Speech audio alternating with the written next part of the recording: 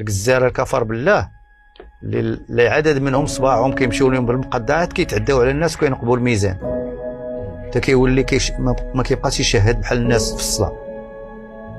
كفر بالله شي وحدين، راه شي وحدين راه كارثه وما اكثرهم كيخافوش الله. هو خصو يترفع. واش انت عرفتي؟